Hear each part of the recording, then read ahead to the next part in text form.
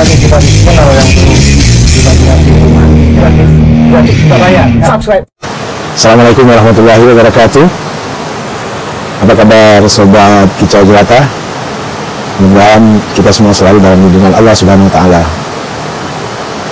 Malam ini Bang Kica berada di Taman Bougainville, Pengalengan, Bandung, Jawa Barat. Di luar sana air mengalir deras di sungai. Mudah-mudahan suaranya tidak begitu mengganggu diskusi kita atau kicauan kita malam ini. Agak seru juga kalau kita pada kesempatan ini coba membahas soal ulang tahun Partai Solidaritas Indonesia yang dihadiri oleh Presiden Jokowi. Yang kita bahas bukan soal ulang tahunnya, ulang tahun ke-7 kalau nggak salah. Dan partai ini adalah partai yang pada tahun atau pada pemilu 2019 lalu tidak berhasil lolos dalam parliamentary threshold, sehingga tidak mempunyai wakil di DPR. Dan di beberapa daerah PSI punya perwakilan di DPRD, termasuk di DKI. Yang kita hendak bahas bukan soal ulang tahunnya, tapi soal pidato Giring Ganesha selaku Ketua Umum PSI yang berapi-api. Bagaimana pidatonya? Coba kita ikuti nih, ini nih. Indonesia akan suram jika yang terpilih kelak adalah seorang pembohong dan juga yang pernah dipecat oleh Pak Jokowi karena tidak becus bekerja.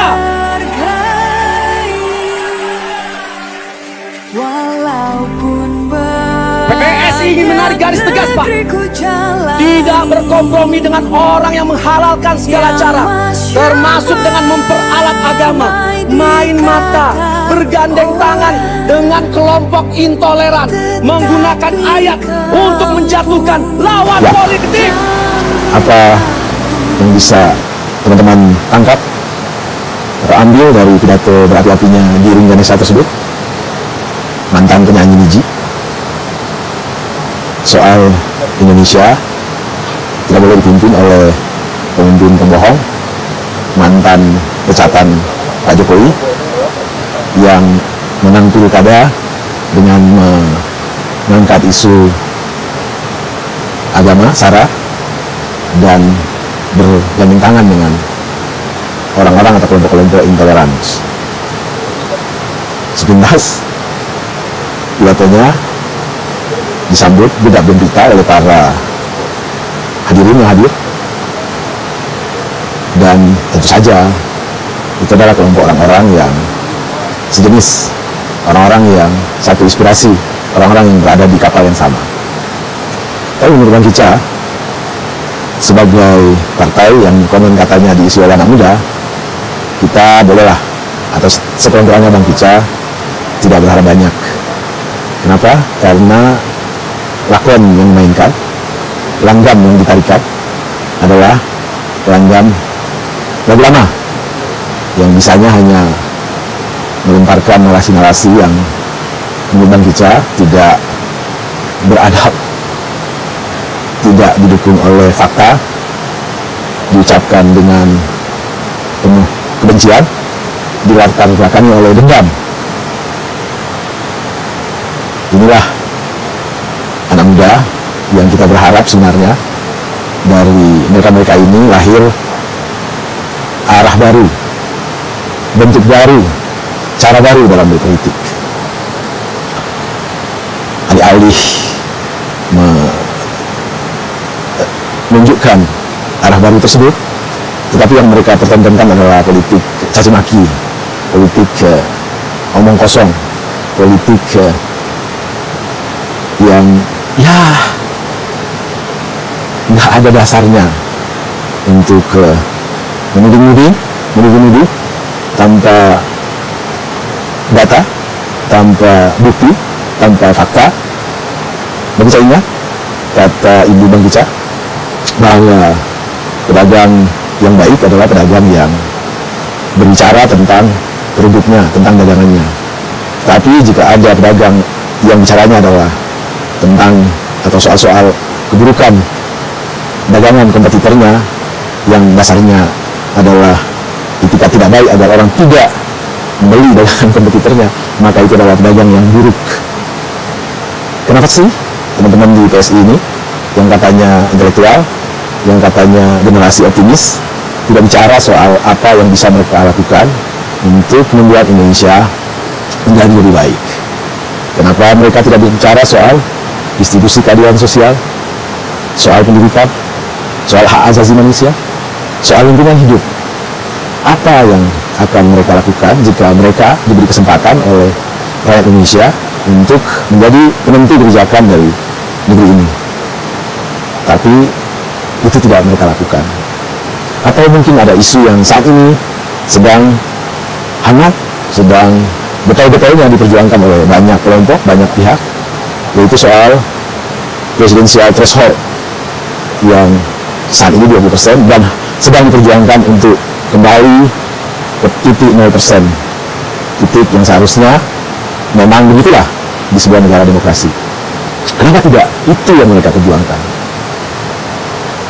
Kalau itu yang mereka perjuangkan dan itu berhasil, mereka bisa mengajukan, katakanlah Ahok yang menjadi junjungan, yang menjadi panutan, yang menjadi orang yang mereka elu-elukan, menjadi calon presiden.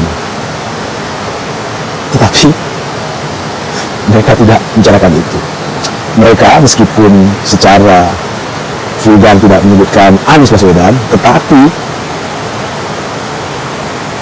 secara teks memang begitu, tapi konteksnya itu pasti Anies Baswedan.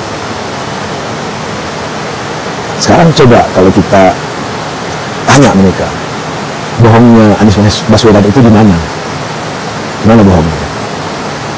Lalu menjual atau mengangkat isu agama di mana? Bahwa Anies menang ada katakanlah circumstance itu yang membuat umat Islam di Indonesia, khususnya di DKI, tidak mengenai Ahok karena ya statement Ahok sendiri dia masuk ke dalam halaman atau wilayah yang seharusnya dia tidak masuki. Itu kan sebuah konsekuensi logis. Ibarat kita punya tawon yang madunya kita petik atau kita ambil, kita panen setiap saat, tidak ada masalah sepanjang kita jaga, kita tidak ganggu tawon tersebut. Tetapi coba kita ganggu tawon tersebut, jangan salahkan kalau tahun-tahun tersebut menyengat kita. Jadi kalau mau disalahkan, ya salahkanlah yang mengganggu sarang tahun tersebut. Dan andai kata di pilkada DKI yang menang, katakanlah waktu itu ada kompetitor Agus, maka label intoleran, label bersama-salaman dengan kelompok radikal, label mengangkat isu agama tentu akan melekat kepada Agus. Kalian adalah generasi muda yang tentu saja paham demokrasi. Demokrasi itu bebas menentukan pilihan, mau preferensinya adalah agama, preferensinya adalah suku, preferensinya bahkan tai lalat sekalipun, sah-sah saja. Itu adalah hak orang dalam memilih. Jadi mari buka mata, buka telinga. Kalau mengaku seorang demokrat sejati, maka hargai pilihan orang. Dan itu tidak semata-mata pilihan orang, disahkan oleh KPU, dibenarkan oleh undang-undang, dan Pak Anies resmi diangkat menjadi gubernur sampai saat ini. Terkait dengan isu, ya sebenarnya Bang Ica agak kurang enak untuk mengutarakannya, tapi harus Bang Ica utarakan. Isu agama yang dimainkan untuk memenangkan Anies, kalau mau cerdas, mari kita buka beberapa lembaga survei yang mengungkap preferensi atau katakanlah alokasi suara berdasarkan etnis, berdasarkan agama. Yang paling demokratis adalah umat Islam, hampir merata kepada 3 kandidat, Ahok, Anies Baswedan, dan Agus Yudhoyono. Dan umat-umat lainnya hampir fully 100% kepada Ahok. Jadi mari bicara berdasarkan fakta. Mumpung pemilu masih 3 tahun lagi, 2024, mudah-mudahan ke depan teman-teman para anak muda di PSI ini tidak lagi berpolitik dengan membuat narasi-narasi bombastis yang sebenarnya itu backfire bagi mereka sendiri. Alih-alih berharapkan empati, ya mungkin barangkali di kelompok mereka untuk memaintain soliditas, ya bolehlah dilakukan narasi-narasi seperti itu. Narasi-narasi para pendendam, para pendengki yang belum bisa move on menerima kenyataan. Tetapi kalau bicara nasional, bukan itu yang terbaik. Cobalah kalian angkat isu-isu soal distribusi keadilan sosial, soal hukum, soal pendidikan, soal lingkungan hidup, dan banyak soal lainnya yang sangat menyentuh kepentingan rakyat banyak. Wabillahi taufiq wal hidayah. Wassalamualaikum warahmatullahi wabarakatuh. Salam sehat dan tetap semangat.